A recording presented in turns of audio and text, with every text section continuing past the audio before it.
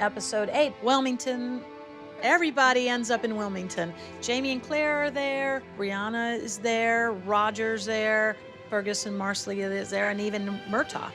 Something really cool in this episode is the play. And in fact, what's special about the play is when we researched it, it's actually written by one of the first American playwrights, and it's the first play written and performed in America, and it was performed in North Carolina. And I think when we researched, we found that it was common to talk during the play, not heckle per se, but just to comment. Such poetry. It was much more audience participation in the plays. Well, we also get to meet George Washington. Everybody knows the story of George Washington, the cherry tree. I spent my youth in Virginia.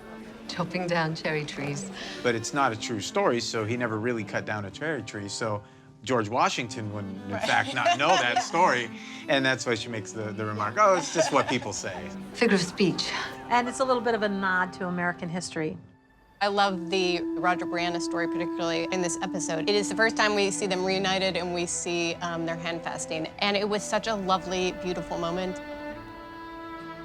Something we talked about a lot was after, obviously, their handfast, they get in that big fight. Roger blurts out that he knew about the obituary. And you didn't tell me? But it was really difficult to figure out a reason why Roger would leave her. There were a lot of people in the room that felt that was not a cool thing to do. And we just did talk about ways to escalate the fight. Pardon me for wanting you to be my wife. Being one of the males in the room, you go, would I leave the woman I love without knowing that she had some ability to get home? I probably wouldn't leave her in a contemporary setting like that. She just traveled through 200 years by herself. And welcome to the writer's room.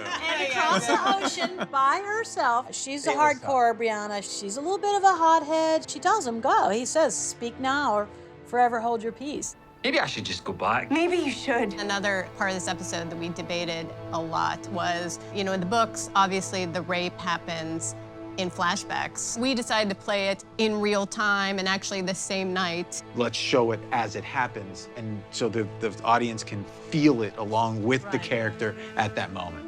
We chose specifically not to be on Brianna and Bonnet for the rape because we felt we also wanted to speak not only to Brianna's pain, but the fact that everyone there did nothing to stop it. It's a combination of both the best night of her life and the worst night of her life on the same night.